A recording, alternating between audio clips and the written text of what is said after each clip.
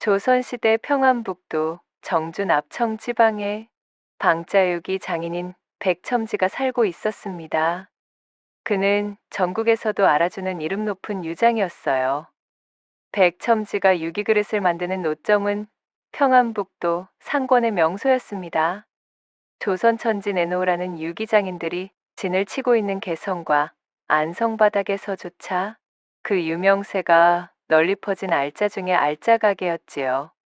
이 백첨지가 녹여내는 노스의 질이 참으로 고급 중 고급이어서 젊은 시절에는 내수사와 상현에서 일한 전력이 있을 정도로 조선 제일이었답니다. 백첨지의 방자 기술이라면 조선에서는 그를 따를 장인이 없었기 때문에 그가 만들어내는 유기의 가격은 억소리가 나올 정도로 고가의 물건이었지만 양반님네들 혼수 목록에 빠지면 섭할 정도로 인기가 좋았습니다. 수요에 비해 공급이 턱없이 모자라니 물건값이 치솟는 것은 당연한 이치였지요. 한양 세도가며 권세가에서는 금은보화를 잔뜩 싸질머지고 혼수를 해가도 이 백첨진의 유기그릇이 혼수품에 들어있지 않으면 양반의 체면이 깎여나갈 정도였으니 참으로 그 위세가 드높기로는 말도 못할 지경이었습니다. 아이고, 내 삭신이야.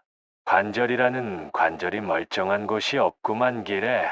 아무리 몸이 박살나도록 일을 해도 주문을 맞추려면 시간이 영 모자라는구먼. 주문이 산더미처럼 쌓인 탓에 일이 잔뜩 밀려 집으로 돌아가지도 못한 백첨지가 노점에 딸린 방에서 쓰러지다시피 몸을 던지며 투덜거렸습니다. 그리곤 등을 붙이자마자 기절하듯 잠에 빠져버렸지요. 다음날 아침 일찍 눈을 뜬 백첨지가 기지개를 펴며 방에서 나와 공방을 둘러보는데 거렁뱅이를 겨우 벗어난 듯한 웬 젊은 총각이 공방의 화덕 옆에서 자신이 잠들었던 흔적을 치우고는 빗자루로 그 자리를 깨끗이 청소하고 있는 것이 아니겠어요?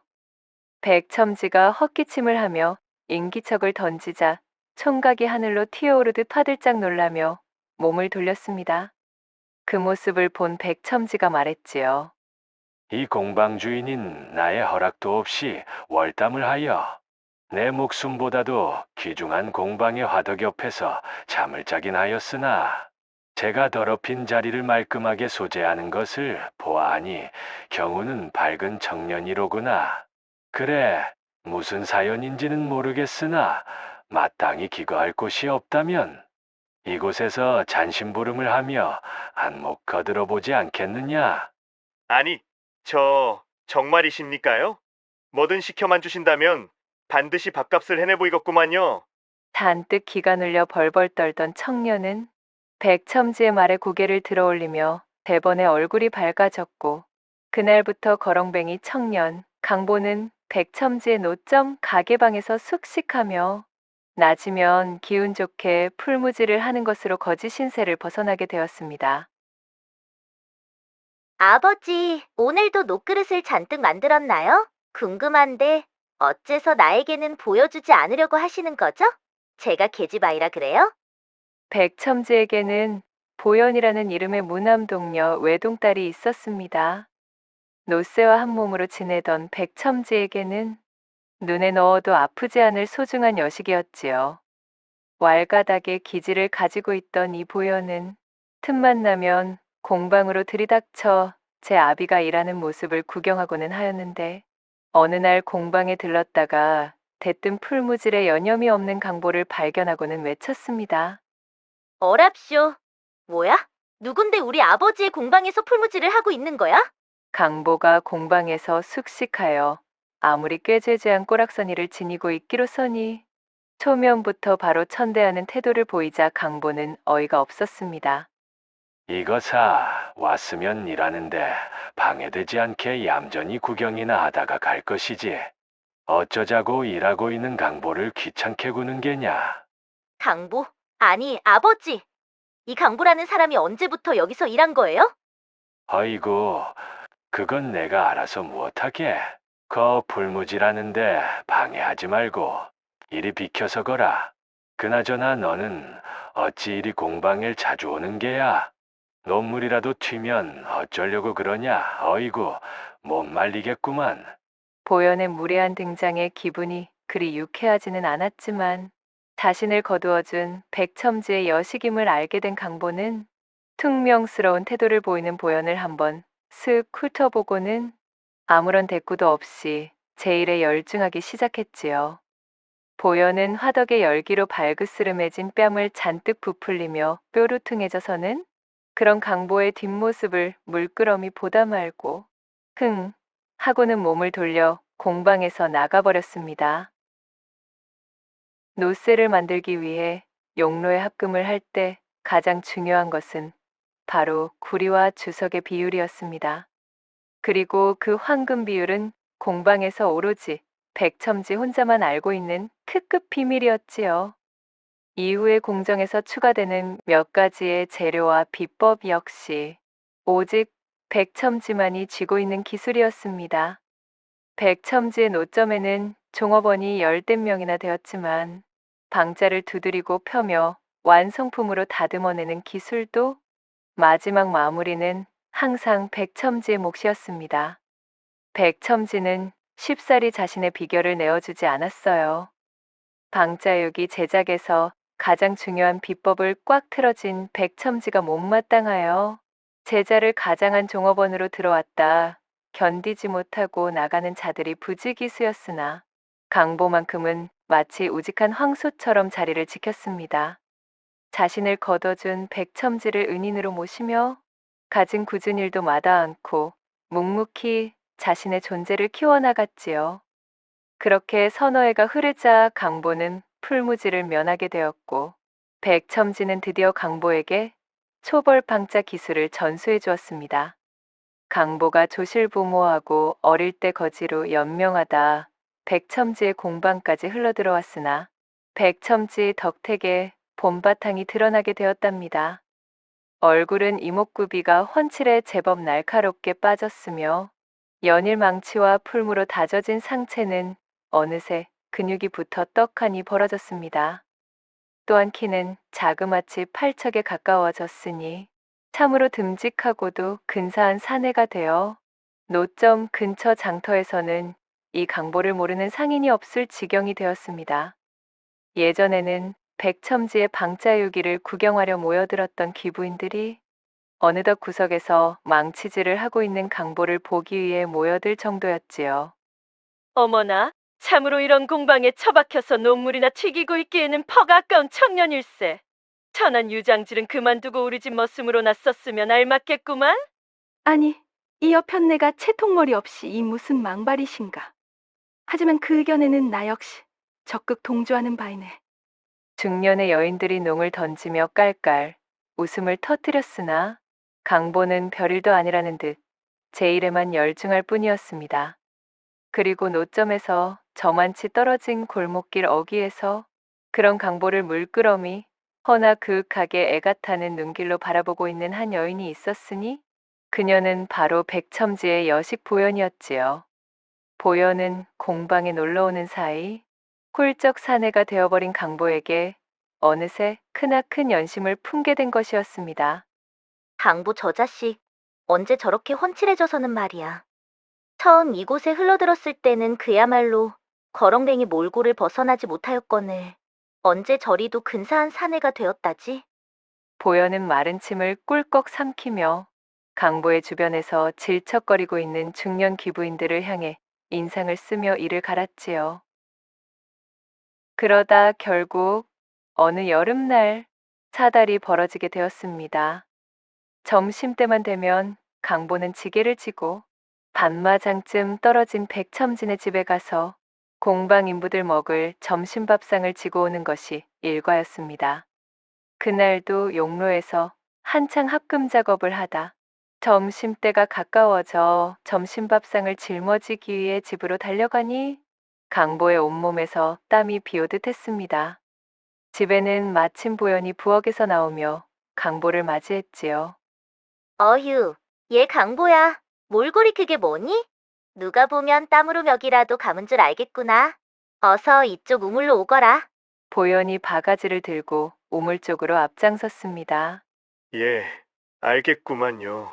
강보가 쭈뼛거리며 우물가로 따라서자 한여름 부엌에서 아궁이에 앉아 점심상을 장만하느라 땀을 한 바가지 흘린 보현의 치마가 찰싹 달라붙어 등부에 굴곡이 그대로 드러나 있는 것이 아니겠어요? 강보는 난생 처음 두 눈으로 보는 여인의 적나라한 몸매에 깜짝 놀라 그만 하초가 뻐근해지고 말았습니다. 일밖에 모르고 살던 강보에게는 너무나 강렬한 진풍경이었지요. 아니, 얘 좀 봐. 뭘 그리 멍청이 섰어? 설마 등목할 줄 모르는 게니? 이리 와 엎드려 보렴. 보현은 키득거리며 우통을 벗어던진 강보의 등에 우물물을 퍼부었습니다. 고운 손바닥으로 강보의 등을 문지르다가 문득 밀어도 밀어도 끝이 보이지 않는 강보의 넓은 등짝에 매료되고 말았지요. 어쭈? 제법. 익은 홍시빛깔이 된 얼굴로 곁눈질을 하던 보현이 침을 꼴깍 삼키며 강보의 앞가슴 쪽도 물을 뿌리며 문지르자 콧바지를 뚫을세라 강보의 대들보가 공중을 향해 발포할 기세로 쿵쾅거렸습니다. 맙소사. 저게 대체? 보현은 자신의 눈을 의심했지요. 제 눈으로 목격한 강보의 육중한 대들보는 그간 보현이 억눌러 오던 인내심을 박살내기에 충분한 것이었습니다. 에라이, 모르겠다. 이리 따라오거라. 그 길로 보현은 강보에게 달려들고는 그를 부엌 뒤쪽으로 끌고 가 치마를 깔아두고 불타오르는 용광로 속에서 녹아내리는 쇳물 마냥 어우러지고 말았지요. 불꽃 같은 청춘 남녀의 화라산 같은 거사에 한여름 매미들도 무얼 아는 듯 신이나 목청껏 우러젖혔습니다. 그날 이후로 강보는 점심상을 받으러 갈 때마다 보현에게 잡혀 그냥은 돌아오지 못하는 신세가 되고 말았습니다. 그녀는 집에 아비가 없는 틈을 타서 점점 대담해져서는 제 집 부엌이며 우물 옆에 자리한 갈대밭이며 발길 닿는 곳이면 닥치는 대로 늘러붙어 누가 유기장인의 딸이 아니랄까봐 강보와 함께 용광로를 만들기 일쑤였지요. 강보는 이러다 큰일이 난다며 보현을 저지하려 했지만 그녀는 완강했습니다. 자신의 요구에 응하지 않으면 아버지인 백첨지에게 말해 강보를 공방에서 쫓아내게 만들 것이라며 엄포를 놓았습니다. 다소 과격한 방도이긴 했지만 사실 보현은 더 이상 이대로 강보를 홀로 방치해 두었다가는 기부인들의 머슴으로 팔려가 그를 잃게 될지도 모른다는 생각에 덜컥 겁을 집어먹고 이렇듯 강보를 점찍어두려는 심산이었습니다. 강보를 향한 춘심이 너무 과해 앞뒤 잴 틈도 없이 일이 되고 말았지요. 아무것도 모르는 강보는 그저 보현의 말을 얌전히 따를 수밖에 없었답니다. 그러던 어느 날 강보가 점심상을 지고 불이 나게 노점으로 가는데 담벼락 그늘에 앉아 졸고 있던 관상쟁이가 벌떡 일어나더니 대뜸 강보의 길을 막으며 외쳤습니다. 아니, 이보게나. 자네, 나 좀 잠시 보셔야겠어. 자네의 관상이 확 변하고 말았구만 그래. 예? 그 말을 들은 강보가 깜짝 놀라 반문하고는 관상쟁이의 영감을 밀치듯 제쳐버리고 헐레벌떡 노점으로 뛰어왔습니다.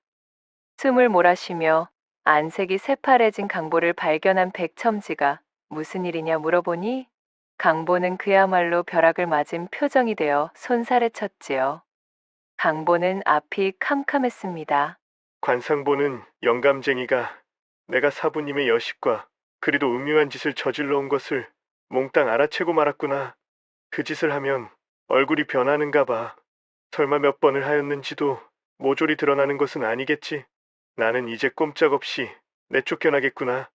순진한 강보는 온갖 잡생각을 떠올리며 불안에 떨다가 우선은 관상쟁이 영감이 헛소리를 퍼뜨리고 다니지 못하도록 입막음을 하려는 것에 생각이 미쳐 그간 쓰지 않고 고이고이 모아둔 품삯을 챙겨들고 관상쟁이 영감에게로 향했지요. 강보를 발견한 관상쟁이가 키득키득 웃으며 그를 반겨주었습니다. 저기 도사님 부탁입니다요. 제발 아무에게도 이르지 말아 주십시오. 이 돈은 제 전 재산이나 다름없으니 이것으로 부디. 그 잡스러운 분도는 되었고, 자네 그 고개를 한번 들어보시게. 관상쟁이 영감의 말에 강보가 중죄를 저지른 죄인 마냥 푹 숙이고 있던 고개를 들자 그의 얼굴을 유심히 보던 관상쟁이가 말했습니다. 자네의 상이 그야말로 횡재수를 받아 팔자를 고쳐먹을 상이 되었구만. 자네의 팔자가 송두리째 바뀔 게야. 관상쟁이의 말에 그간 백첨지의 여식과 그렇고 그런 행위들을 한 것이 몽땅 들통난 게 아님을 알아차린 강보는 놀란 가슴을 쓸어내리며 한숨을 푹 쉰 뒤 말했지요. 아니, 영감님, 팔자를 고치다니요. 지금 제 형편이 어떤지 알기나 하십니까? 낮에는 뼈 빠지게 일하고 일하다 말고 뼈 빠지게 봉사하느라 육신이 모자랄 지경인디 겨우 세경 몇 푼 받는 놈이 이리 살아서 무슨 수로 팔자를 고친답니까?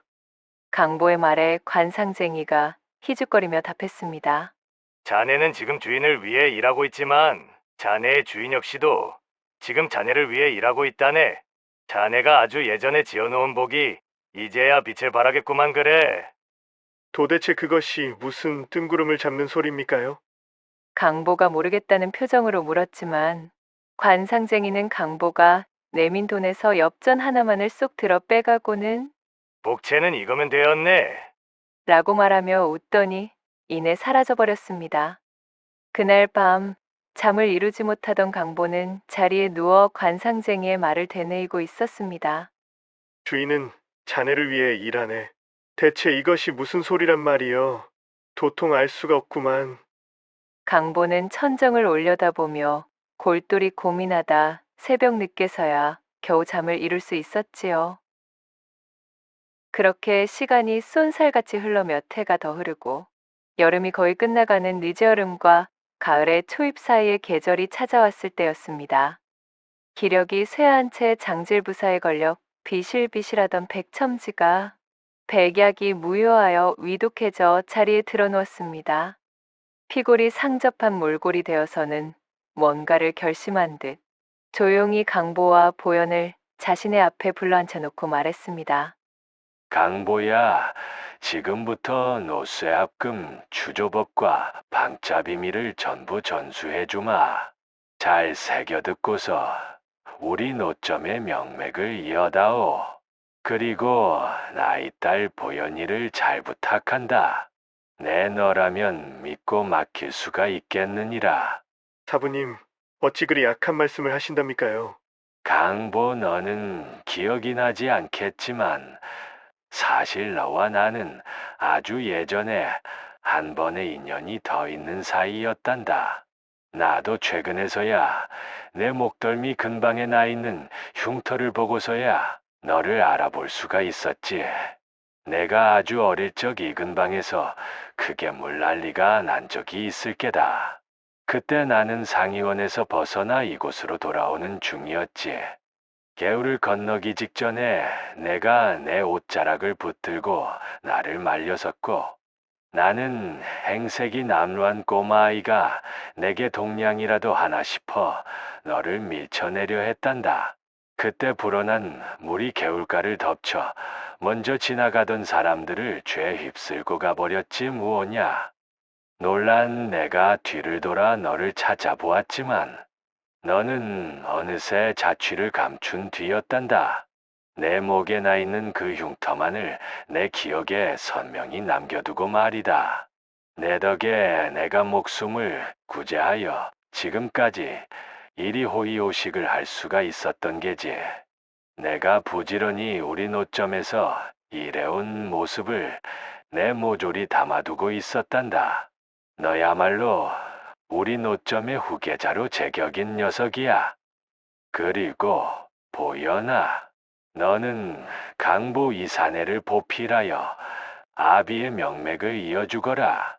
강보 이놈이 보기보다 훨씬 진국인 놈이니 이것저것 잴 필요 없이 내 서방으로 삼으면 아주 딱이겠구나. 백첨지의 말에 보여는 굵은 눈물만 뚝뚝 흘리고 있을 따름이었지요. 힘겹게 말을 이어나간 백첨지는 자신이 알고 있는 모든 비법과 기술들을 강보에게 전수해 주었습니다. 그리고는 이틀 후에 조용히 숨을 거두고 말았지요. 슬픔에 젖은 강보와 보현이 백첨지의 1년상을 치르고 난 뒤 보현은 강보를 집으로 불러들여 말했습니다. 강보야, 아니, 서방님. 제 절을 받으셔요. 이젠 저희 지아비로 모시겠습니다. 그간 제 변덕에 어울려 주시느라 너무나 감사했어요. 이젠 제가 성심을 다해 받들겠사옵니다. 그리하여 정식으로 보현을 색시로 맞아들이게 된 강보는 백첨지의 명맥과 전통을 이어받아 방자유기장의 장인으로 발돋움하여 비루하고 가난하여 어려웠으나 타인을 도우려는 어진 마음에 대한 은덕을 받아 보현과 함께 오랜 시간을 해로하며 행복하게 지냈다는 후문이 옵니다. 두 번째 이야기 시작합니다. 옛날 옛적의 조선 봉대골이라는 작은 마을에 적당한 홍기를 맞은 처녀 한 명이 살고 있었습니다. 처녀의 이름은 월임으로 비록 풍족하지 못한 살림의 집안에서 기근에 시달리며 어렵게 자랐지만 굴김살 없이 화사한 미소를 지니고 있어 마을 사람들 누구나 칭찬이 자자할 만큼 어여쁜 사람이었지요. 아주머니 안녕하세요. 어이구, 월임이 아니냐? 요거싸. 너는 어째 날이 갈수록 고와지는 것이? 코올리게 모양새던 게 엊그제였는데 이제 정말 시집가도 되겠어. 아이 참 창피하게 그런 말씀 마셔요. 저는 아직 제 부모님 곁을 떠나고 싶지 않은걸요. 얼씨구, 방금의 내 그 말 때문에 온 마을 사내들이 눈물로 소매춤을 훔치느라 야단법석이겠구나. 이렇듯 월임의 미색이 절정에 닿아 그 꽃을 활짝 피우게 되었고 전부터 그녀를 흠모하고 있던 여러 사내들의 집안에서는 좋은 조건을 앞세운 혼담들을 줄지어 밀어넣기 시작했습니다. 월임의 부모는 제 여식만큼은 풍족한 환경에서 지내었으면 하는 바람으로 딸 앞으로 들어온 혼담들을 꼼꼼하게 살펴보고 있었지요. 이처럼 봉대골을 대표하는 미인 월임을 제 마음에 품고 혼담을 넣은 사내들 중에서는 품행이 바르고 행실이 모범적인 사내들이 대다수였지만 한편으로는 어딘가 뒤가 구린 사내도 있기 마련이었습니다. 그중 가장 악질인 사내가 있었으니 관군들의 대대적인 토벌을 피해 산중에서 도망쳐 나온 도적 출신의 양수가 그 주인공이었지요. 그는 산에서 도망 나와 신분이 들킬 것을 우려해 여기저기 떠돌던 중이었습니다. 어느 날 붕대골까지 흘러든 양수가 고을에서 얼마 떨어지지 않은 산중에 버려진 작은 암자를 발견하였어요. 암자가 꽤 오래 방치되었다는 것을 알아차린 양수는 그 즉시 꾀를 내었습니다. 절간에 버려진 낡은 승복을 주워 입고는 제 머리를 밀어 승려로 위장하였지요. 그리하여 탁발승 노릇을 하며 고을로 내려와 시주를 받아 생활하고 있던 터였습니다. 여느 때와 마찬가지로 양수가 승복을 뒤집어 쓰고 시주를 받으며 봉대골 여기저기를 돌아다니던 중 우연히 월임의 집에 방문하였다가 월임을 처음 보고는 그만 첫눈에 반해버렸던 것이었습니다. 어머, 스님. 뒷산 태암자에 새로운 스님께서 기거하신다 들었는데 그것이 스님의 이야기셨군요. 만나 뵙게 되어 반갑습니다, 스님. 양수를 발견한 월임이 합장하며 반갑게 그를 맞이했습니다. 입을 벌리고 월임을 바라보고 있던 양수가 당황하여 그제야 탁발승 흉내를 내었지요. 나 나무아미타불.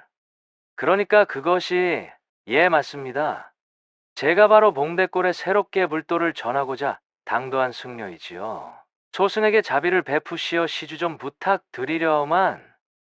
얼빠진 얼굴로 월임을 바라보다 아차 싶었던 양수가 헛기침을 하고는 합장을 하며 말했지요. 월임은 아무런 의심 없이 양수를 탁발승으로 오인하였고 집안에서 먹을 만한 것을 조금 가지고 나왔습니다. 이거 시죽거리가 변변찮아 면목이 없습니다, 스님. 그리 형편이 넉넉한 집안이 아니라서요. 아니요. 무슨 그러한 말씀을. 부처님께 자비를 보이는 일에 경중이 어디 있겠습니까? 그럼 감사히 받겠습니다. 월임은 양수를 향해 밝게 웃어 보이며 꾸벅 인사를 하였고 양수는 월임이 내민 먹거리를 시주 주머니에 담으며 그녀의 환한 미소에 넋을 잃고 말았습니다.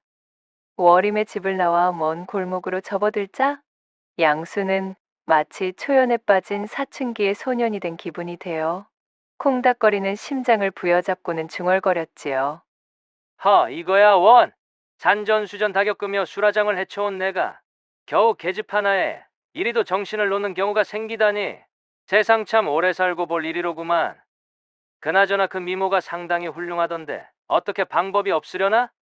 재벌흑해 못 준 도적 출신의 양수가 온갖 망나니스러운 생각들로 머리를 가득 채워보았지만 지금의 가짜 탁발승 처지로는 월임에게 무엇을 해볼 방도가 없었습니다. 양수는 입맛을 쩝 다시며 월임의 집을 돌아보았습니다. 저만치서 집으로 들어가는 그녀의 뒷모습을 눈에 담은 후 떨어지지 않는 발걸음을 옮겼지요. 그날 이후 월임에게 단단히 빠져버린 양수는 틈만 나면 시주를 가장하여 월임의 집 근처를 배회하기 시작했습니다. 어느 날 양수가 다른 집에서 시주로 받은 인절미를 들고 월임의 집 앞으로 찾아왔습니다. 월임에게 맛있는 인절미를 나눠줄 생각으로 잔뜩 들떠 보였지요. 그녀의 집 담벼락에서 얼쩡대고 있으려니 담 너머 안쪽에서 월임과 그녀의 어머니가 대화하는 목소리가 들려왔습니다. 얘야, 그래서 어느 집 혼담에 응할 것인지는 따로 정해둔 것이 있느냐?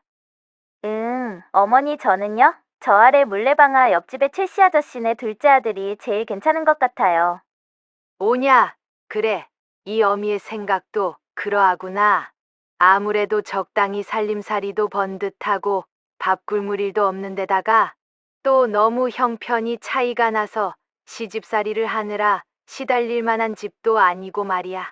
사실 혼인 따위는 아무래도 좋은데 저는 아직 이 집을 떠나고 싶지 않은걸요. 이 집에서 어머니와 함께 지내고 싶은데.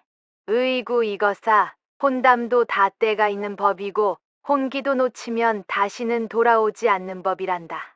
젊음은 마냥 너의 곁에 머무는 선물이 아니니 그런 소리일랑 접어두고 괜찮은 조건의 혼담이 들어올 때 미루지 말고 얼른 날짜를 잡자꾸나. 내 매파 할멈에게 근시일 중으로 우리 집에 들르라 전해놓으마. 알겠어요, 어머니. 본의 아니게 두 사람의 대화를 엿듣게 된 양수는 당장 발등에 불이 떨어진 기분이었습니다. 이대로 구경만 하다가는 월임이 최씨네 둘째 아들 놈인지 뭔지에게 넙죽 시집을 가게 생겼으니 말이지요. 자신은 월임에 대해 아무런 자격도 없지만 그렇다고 순순히 그녀를 빼앗기고 싶은 마음은 전혀 없었던 양수는 궁리를 거듭하던 끝에 한 가지 묘책을 떠올렸습니다. 이튿날 양수는 목탁과 염주를 챙겨 들고 월임의 집을 방문했지요. 조어들은 연부를 기세 좋게 읊조리며 시원스레 목탁을 두드리던 양수는 소리를 듣고 사립 밖으로 나와 본 월임의 어미를 향해 호들갑을 떨기 시작했습니다.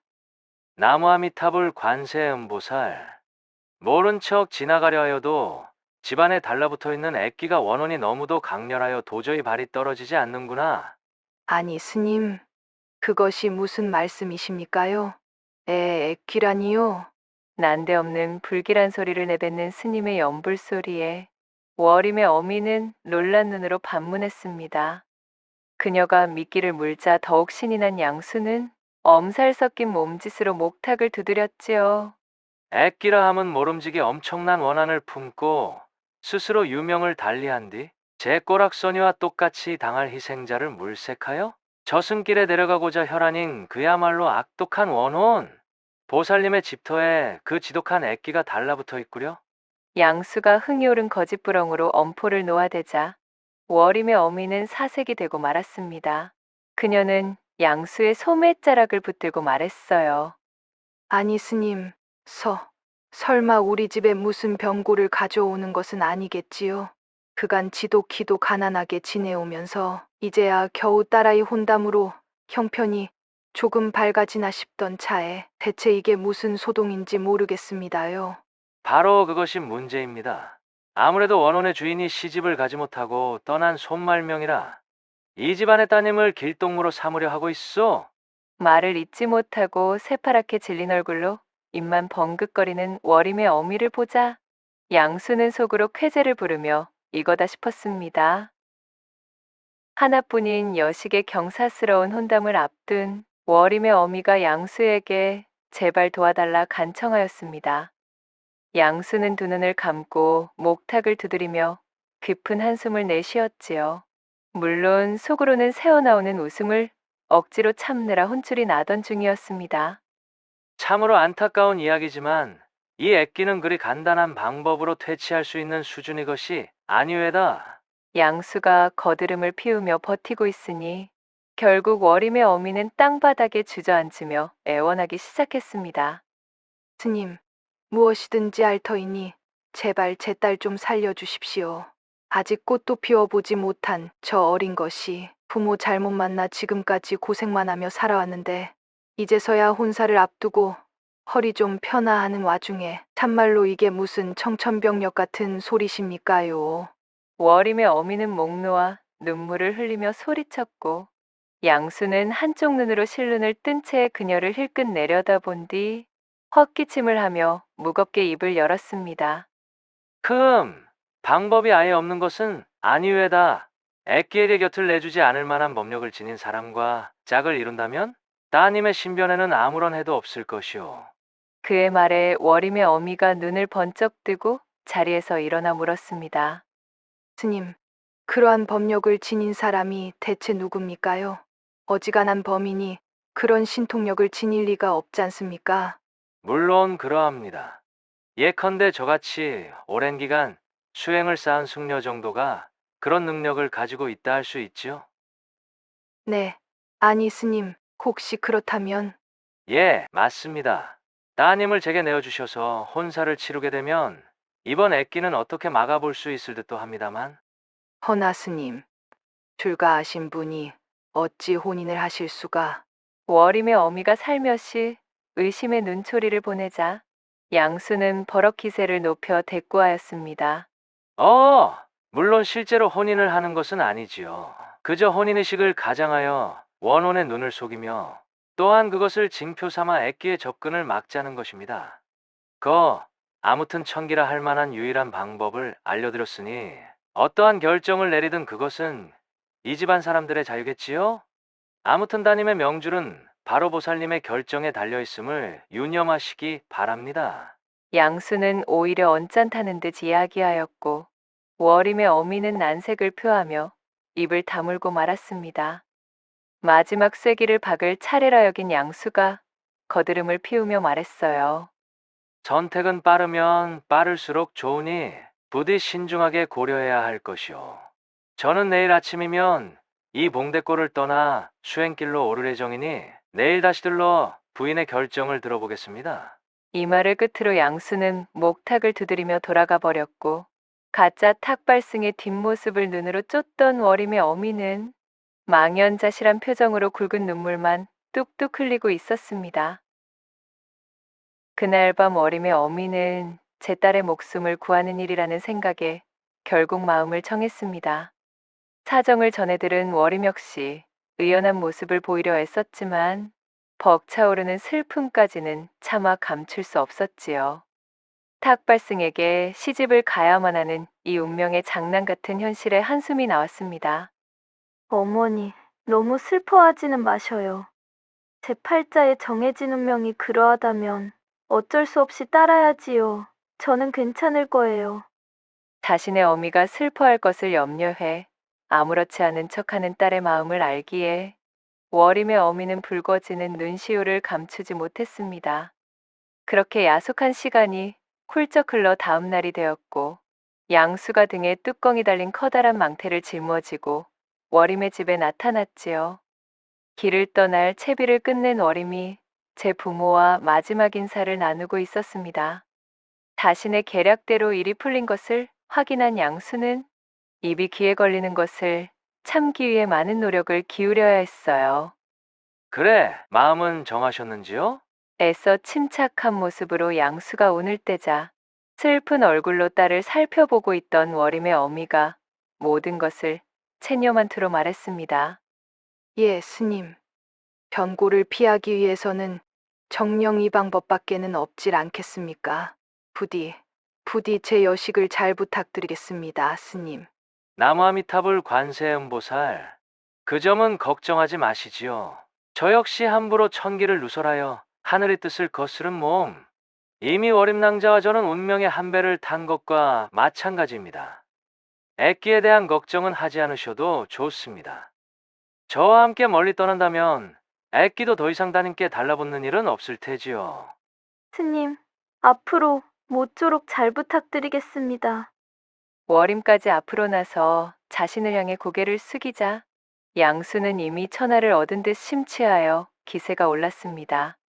자, 월임낭자, 고을을 떠나 애끼의 영향이 닿지 않는 곳에 당도할 때까지는 조금 불편하시겠지만 이 망태 안에 계셔야 하겠습니다.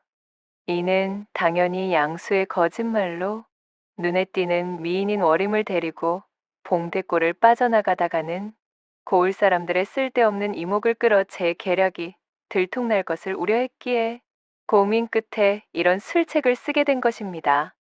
월임은 난처한 얼굴로 잠시 고민하다 이내 양수의 제안대로 망태 속으로 들어갔고 양수는 망태의 뚜껑을 닫아 외부에서 월임이 보이지 않도록 조치했습니다.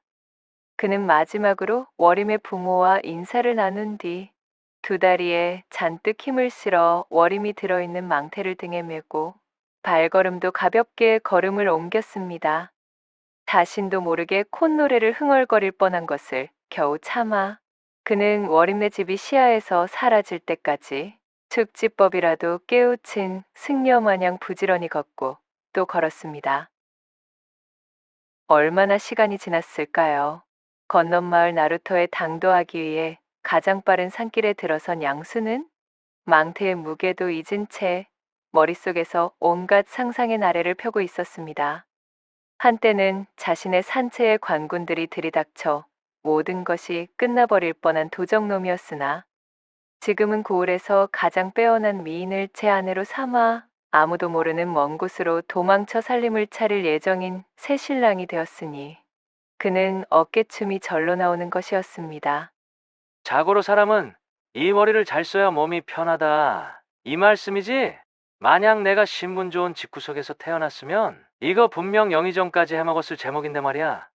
양수는 속으로 이러한 생각까지 하며 쾌재를 부르고 있었지요. 바로 그때였습니다. 산세가 조금 깊어진다 싶던 찰나 수풀이 우거진 곳이 요란하게 흔들리며 소란스럽다 싶더니 잿빛의 늑대들이 고개를 내밀며 튀어나오는 것이었지요. 아니 늑대? 이곳에 늑대의 서식지가 있었단 말인가? 양수는 깜짝 놀라 주춤거리며 뒷걸음질 쳤습니다. 어딘가 쫓기는 듯 보이는 늑대들은 눈앞에 양수를 향해 번뜩이는 송곳니를 드러내며 으르렁대고 있었지요. 졸지에 목숨을 위협받게 된 양수는 월임이 숨어있는 묵직한 망태를 메고서는 결코 늑대들에게서 도망칠 수 없다는 것을 깨달았습니다. 쳇, 아깝지만 별 수 없겠군. 일단은 내 목숨이 가장 중하니 말이야. 그는 야비한 눈빛으로 조심스럽게 망태를 땅바닥에 내려놓았습니다. 그러자 늑대들이 망태를 향해 모여들었고 킁킁대며 코를 박고 망태의 냄새를 맡는 사이 양수는 불이 나게 주랭랑을 쳐 저만치 떨어진 바위 틈의 뒤에 숨어버렸습니다. 늑대 중 한 마리가 망태의 뚜껑을 발톱으로 긁으며 열어젖히려던 때 수풀 속에서 바람을 가르는 소리와 함께 화살이 날아와 늑대의 옆을 스쳐 지나갔고 화들짝 놀란 늑대들은 꼬리를 말고 도망쳐버렸지요. 이윽고 수풀에서 사냥꾼 차림의 한 사내가 모습을 드러냈습니다. 이런, 놓쳐버렸는가? 오래간만에 근사한 사냥감을 발견했거늘. 이거 아깝게 되어버렸구먼. 그는 바로 이 늑대들을 뒤쫓던 건넌마을 사냥꾼이었습니다. 달아난 늑대들의 발자취를 쫓으려던 사냥꾼은 문득 주변과는 전혀 어울리지 않는 커다란 망태를 발견하였고 이를 이상하게 여겨 망태의 뚜껑을 열어보았지요. 어이쿠.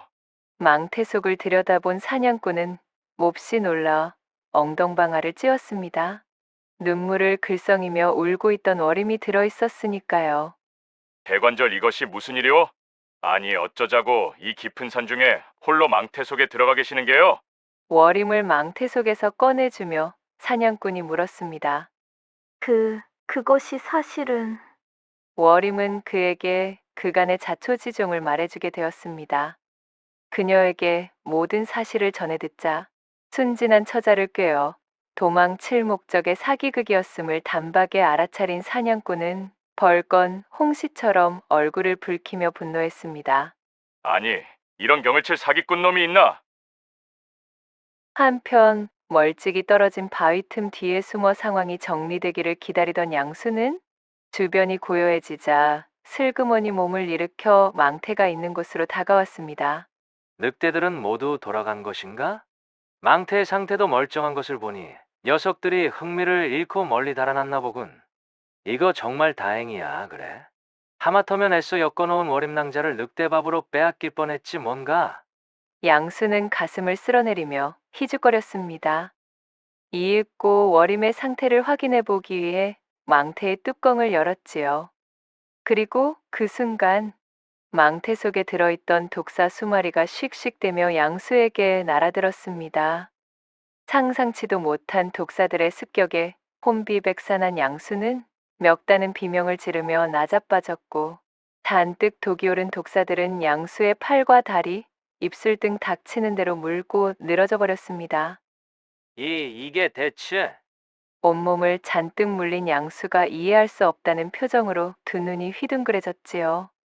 양수에게 실컷 화풀이를 한 독사들은 유유히 숲을 속으로 사라졌고 지나가느니 하나 없는 깊은 산중에서 양수는 쓸쓸하게 땅바닥에 누워 꿈틀거릴 뿐이었습니다.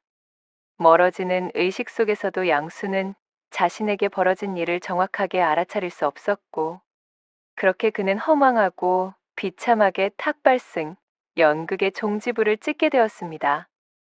사실 조금 전으로 거슬러 올라가 보면 건넌 마을의 사냥꾼은 월임에게 내막을 전해 듣고는 양수에게 따끔한 벌을 내릴 필요가 있음을 깨달았지요. 그는 주변에서 작은 바위들을 모아서 월임의 몸무게와 엇비슷하게 맞추었습니다. 그리고는 망태 안에 던져 넣어 마치 월임이 속에 들어있는 것처럼 보이게 만들었어요. 이놈 어디 따끔한 맛 좀 봐라. 마지막으로 사냥꾼은 약재상의 팔기 위해 잡아두었던 독사들이 잔뜩 들어있던 주머니를 망태 속에 던져넣고 뚜껑을 닫았습니다. 그리하여 사냥꾼의 친절한 안내를 받으며 하산하여 무사히 자신의 집까지 되돌아올 수 있었던 월임은 하마터면 사기꾼의 새치 혀에소가 머나먼 땅에서 사기꾼의 아내로 살 뻔한 위험으로부터 벗어나게 되었습니다. 그녀는 제 부모와 눈물의 재회를 가지며 서로를 얼싸안았고 사냥꾼에게도 깊이 감사 인사를 전하였지요. 그리고 그것이 새로운 인연이 되었으니 이것저것 혼담을 잴 필요도 없이 사냥꾼과 일사천리로 혼인을 맺어 두 사람은 이후로도 봉대골에서 가장 금슬이 좋은 부부로 오래도록 행복하게 지냈다는 후문이 옵니다. 마지막 세 번째 이야기 시작합니다. 하늘에 걸린 달이 뿌옇게 내린 빛이 퍼져 있는 옛 조선의 어느 날 밤, 어디선가에서 들려오는 젊은 처자의 한숨 소리가 구슬프게 구름 사이를 찢으며 들려오고 있었습니다. 소리의 주인공은 바로 유난히도 긴 속눈썹을 내리깔고 있던 소담이라는 이름의 처자였지요. 소담은 요즘 이런저런 생각으로 잠을 이루지 못하고 있었습니다. 자신을 거두어 돌봐주던 미봉댁이 결국 자리에 몸져 누웠기 때문입니다.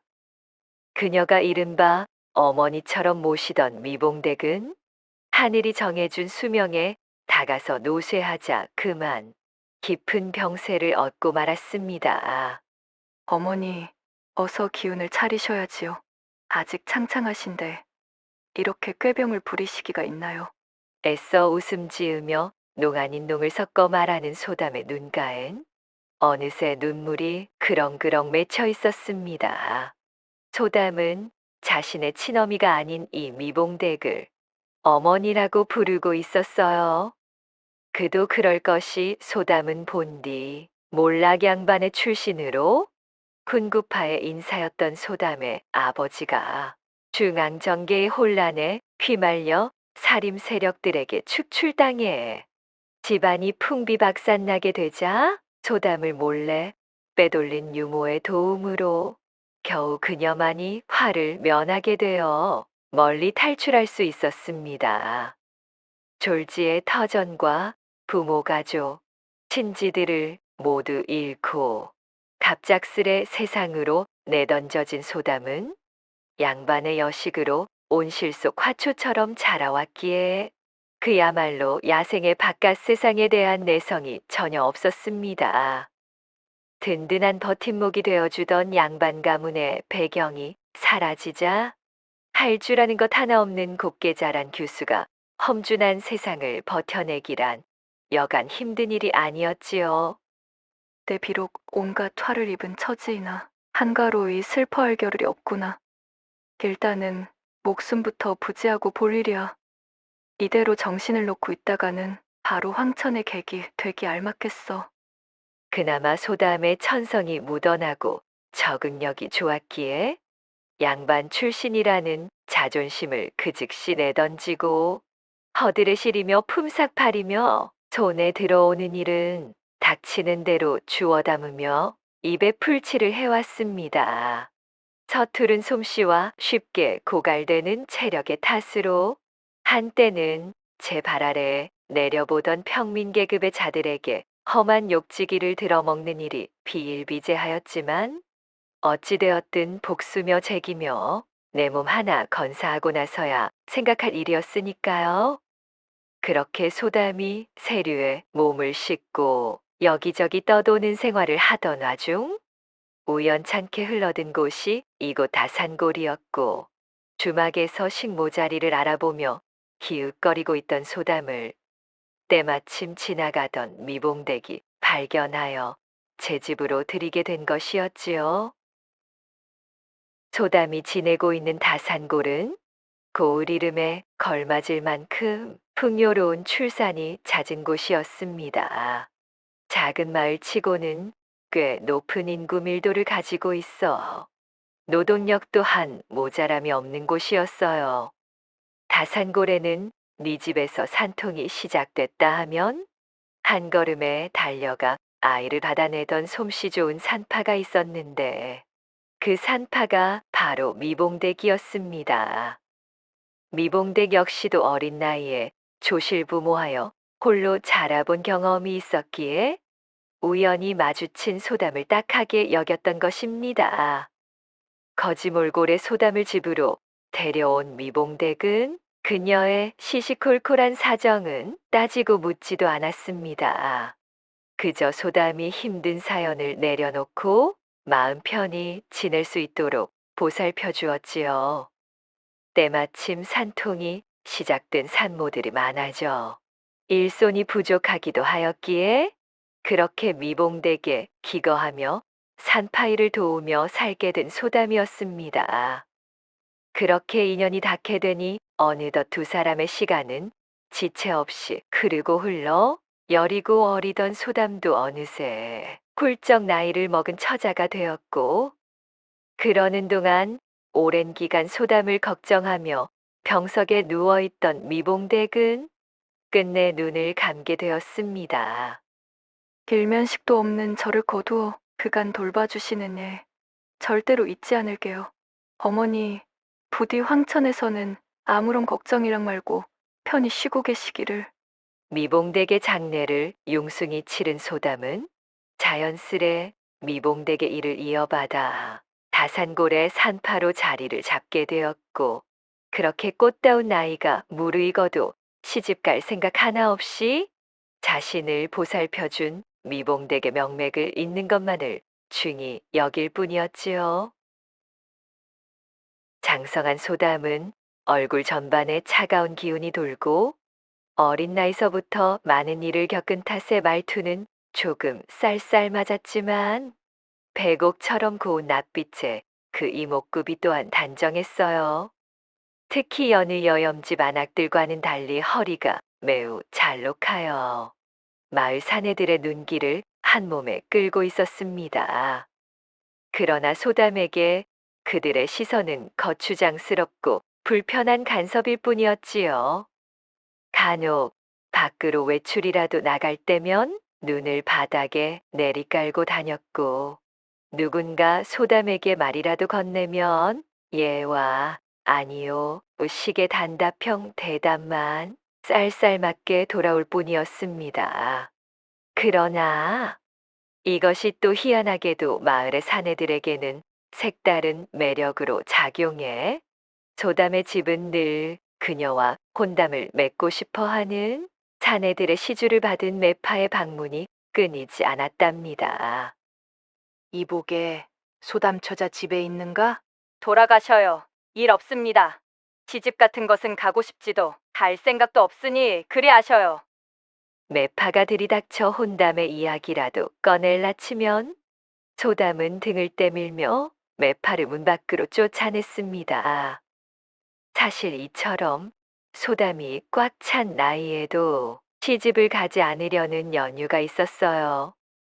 미봉댁의 배려로 그녀의 집에 자리를 잡아 그녀를 따라 산파일을 도우며 아이를 받으러 다니기를 수년째 지내다 보니 수많은 여인들이 출산을 위하여 버선을 제 입에 물고는 온몸에 굴다란 생땀을 쏟으며 몇 날 며칠 산통에 시달리는 것을 고스란히 지켜보며 성장했던 소담이었습니다. 또한 적지 않은 여인들이 아이를 낳다가 불의의 화를 입는 것 또한 심심찮게 보았기에 이 모든 사달을 만든 장본인인 남정네들, 사내는 모두 짐승과 같은 야만스러운 존재이며 상종할 이유가 없다는 것이 바로 이 소담의 가슴에 깊게 박힌 생각이었던 것입니다. 도대체 무슨 생각인지. 잠깐의 여흥 뒤에는 일이 힘들고 고통스러운 일들이 기다리고 있는데 어찌하여 여인들은 야음이 찾아오면 바보같이 사내와의 통정을 포기할 줄을 몰라 또다시 실수를 저지르고 만다는 것인가. 다산골 최고의 철옹성인 소담이 이렇게 단단한 수비벽을 치고 산에 보기를 돌멩이처럼 대하였지만 굳게 닫힌 성문을 열고 그 안에 숨겨진 깊은 우물을 탐하려는 짐승들은 항시 있기 마련이었으니 다름 아닌 다산골 천하의 한량으로 통하고 있던 오진사였습니다.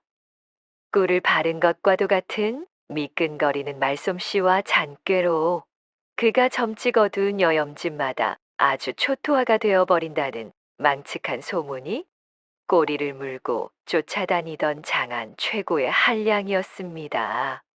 내 진작부터 저 소담이라는 이름의 산파에 대한 소문은 익히 들어와 잘 알고 있지. 듣던 대로 굉장히 오묘한 매력을 풍겨대는 신비로운 여인이로고, 그러나 그 냉랭하고 철두철미하게 사내의 접근을 막아서는 태도가 가히 국경 성문에 걸어둔 빗장만큼이나 단단하고 굳게 걸려있다는 후문이던데. 이거 오래간만에 또 무적행에 처박아둔 승부욕이 활활 타오르며 나를 용솟음치게 만드는구나. 오진사는 자신의 턱을 쓸어 만지며 소담에 대한 열정을 드러내매 주저함이 없었답니다. 어찌하면 그녀에게 주술처럼 잠겨져 있는 사내에 대한 깊은 거부감과 그것을 우회할 수 있는 방도가 있을까? 다산골 골목어귀에 걸터 앉아 곰곰 생각에 잠겨있던 오진사가 자신의 무릎을 탁 치곤 덜떡 일어나며 외쳤습니다. 오호라, 얼씨구나. 아무래도 그 할멈에게 손을 벌리면 되겠구만. 오진사는 도포자락이 휘날리도록 발걸음을 놀려 다산골 경계 끝에 산자락 외딴집에 혼자서 기거하고 있는 노파 염씨의 집으로 찾아들었습니다. 접근하기가 쉽지 않은 산자락 안쪽에 집을 둔 염씨는 사람들과의 접촉도 끊은 채 홀로 유유자적 지내고 있는 마을 경계의 고령자 중 한 명이었지요. 이 염씨에 대한 신변이나 사연에 대해선 알려져 있는 바가 많이 없었던 다소 수수께끼에 쌓인 인물이었어요. 다산골 쪽과는 왕래가 크지 않아. 다산골 주민 중 노년층을 제외한 대다수는 이 염씨를 잘 알지 못하는 경우가 많았습니다. 그리고 오진사는 바로 그 점을 이용하려는 것이었습니다. 가파른 산을 헤쳐오느라 제 집 앞에서 숨을 몰아쉬며 벌레를 씹은 얼굴이 되어 있는 오진사를 발견한 염씨가 빈정거림에 물이 오른 듯한 목소리로 말했습니다. 아니, 이게 누구시오? 한량 중에 한량이신 오진사 나으리 아니시오? 해가 서쪽에서 뜬단 말인가? 어인일로 오진사 나리께서 이 늙은 쇠뇌 누추한 거처까지 이리 몸소 찾아오셨소? 오진사는 대답 대신 땀을 닦으며 싱긋이 웃었지요. 그리고는 대뜸 도포자락에서 두툼한 엽전 꾸러미를 꺼내서는 염씨의 손에 덥석 쥐어주며 말했습니다. 원참, 그 표독스러운 혓바닥은 여전하시구려. 그러지 말고 이리 가까이 좀 와서 그 귀 좀 빌려줘 보시오. 이튿날 저녁 나절, 누군가 밖에서 소담의 집 살인문을 두드리며 요란을 떨고 있었습니다. 집에서 쉬고 있던 소담이 온 매무새를 가다듬고는 밖으로 나가보니 노파 염씨가 헐레벌떡 애가 다른 모양새로 안절부절 중이었지요. 뉘십니까? 무슨 일이신데 해가 저무는 시각에 남의 집을. 소담이 미처 말을 다 끝내기도 전에 염씨가 다급한 목소리로 말했습니다. 시집간 지 얼마 되지 않은 딸애가 배가 차올라 보름 전쯤 우리 집에 요양하며 해산하러 왔는데 진통이 시작되었는지 지금 아주 난리가 났다네. 좀 서둘러 나서 주시게. 염씨의 말을 들은 소담은 단박에 표정이 바뀌며 출산 준비 물품들이 들어있는 손보따리를 빠르게 싸들고는 외쳤지요. 이럴 것이 아니라 어서 앞장서셔요. 따님 상태가 그러하다면 지체하고 있을 여력이 없는 시간 싸움입니다. 그리하여 소담은 염씨의 안내를 받아 산허리를 돌아 산자락에 위치한 외딴집까지 부지런히 걸음을 옮겼습니다. 그녀는 산중에 홀로 지내던 노파 염씨와는 그간 일면식도 없었기에 산기가 찾아온 딸이 있다는 염씨의 말에 아무런 의심도 없이 따라 나선 것이었지요. 이윽고 염씨의 집에 도착하여 살인문에 들어서자마자 방 안에서는 통증에 잔뜩 지쳐 끙끙 앓는 듯한 소리가 흘러나오고 있었습니다. 자, 어서 시작하십시다. 할멈은 따뜻한 물과 깨끗한 천을 준비해 주시고. 노련한 움직임으로 염씨에게 이것저것 주문을 하며 방 안에 들어선 소담은 칠흑처럼 어두워 아무것도 보이지 않는 방 안을 확인하고는 당혹스러운 표정이 되어 말을 이었어요. 아니, 일이 어두워서야 아무것도 보이질 않는데 첩첩산 중이라 빛이 전혀 닿지를 않으니 아무래도 안 되겠어요. 산모를 돌보려면 최소한 뭔가 좀 보여야 일을 시작할 터인데. 애타는 자신의 외침에도 염씨가 대답이 없자 소담은 염씨를 채근하며 다시 한번 소리쳤지요. 저기 할멈, 촛불이라도 좀 켜시든가 아니면 호롱불심지라도 좀 올리셔야 될 것 같은데요. 그러자 잠자코 듣고 있던 염씨가 능청스럽게 대답했습니다. 우리 집에 초같이 귀한 물건은 없고 호롱불심지도 어디에 처박혀 있는지 기억이 가물가물하네. 내 밖에서 찾아볼 터이니 일단 손으로 더듬어가며 시작해 보시게. 아, 산파 양반이야 하도 많이 받아보았으니 손에 이거 있지 않은가? 불을 밝힐 것을 찾아본답시고 나간 염씨를 뒤로 하고 출산통에 신음소리만 가득한 컴컴한 방에서 소담은 더듬더듬 방바닥을 짚어가며 이불 속에 누워있는 산부를 찾아냈습니다. 나는 다산골 산파로 있는 사람입니다. 출산을 돕기 위해 왔으니 힘드시겠지만 조금만 참으셔요. 내가 신호를 주면 그때부터는 바로 힘을 주시면 됩니다. 어둠이 내려앉은 방 안에서 아무것도 보이지 않는 상태였지만 그간의 경험과 노련미로 소담은 손끝에 신경을 집중하여 산부의 배 부위를 찾아 쓰다듬었습니다. 태아의 상태를 확인하기 위해서였지요. 헌데 무언가 이상했습니다. 산부의 배가 출산을 앞둔 사람치고는 그닥 부르지 않았던 것이지요. 이를 이상하게 생각한 소담은 고개를 갸웃거리며 산부의 호치마를 주섬주섬 걷어 올렸습니다. 산부의 허벅지가 손끝에 느껴졌고 이윽고 무성하게 자라있는 숲을 속에서 부드럽고도 생경하니 물컹한 감촉이 손에 들어왔습니다. 소담은 그야말로 깜짝 놀라고 말았습니다. 아니, 벌써 아이가 나오고 있는 겁니까? 방안이 칠흑이니 아이의 어느 부위인지 확인할 길이 없네. 할멈, 불을 밝힐 것은 아직이요? 서둘러 주셔요. 소담이 다급하게 염씨를 부르며 허리를 굽혔으나 방 밖에서는 감감무소식이었지요. 아니, 뭐 저 따위 어미가 다 있어? 제 여식의 출산인데 저리도 무심하다니. 그리 생각하고는 혀를 차며 이맛살을 찌푸린 소담은 어쩔 수 없이 손끝에 더욱 신경을 집중하여 그간 몸으로 다져온 감각들을 총동원해 아이를 받을 준비에 돌입했습니다. 어머, 내가 왜 이러지? 생전 처음 느껴보는 신묘한 기분이 되니 어쩐지 참으로 요상하구나. 이날 이때까지 소담이 제 손으로 받아본 아기가 수도 없거늘 이번에 아기는 참으로 신통하고도 요상하기 짝이 없었습니다. 여전히 빛 한 줄기 들어오지 않는 시커먼 어둠 속의 방 안에서 감각에만 의지한 채 한껏 용을 쓰며 손을 놀려 아이를 덥석 쥐어들자 마치 번개가 직격으로 내리치기라도 하듯 소담의 온몸을 짜릿하니 불꽃으로 휘감는 듯 흐른 것이었지요. 도대체 이게 무슨... 소담은 다리에 힘이 빠지고 등줄기로는 식은땀이 타고 흘렀습니다. 온몸은 불덩어리가 되어 잔뜩 상기되었어요. 정신을 가다듬고 다시 한번 아기를 만지던 소담은 한 번 더 놀라지 않을 수가 없었습니다. 자신의 손에 축축히 만져지는 이 부분이 도대체 아이의 어느 부위인지 짐작조차 가지 않는 것이었지요.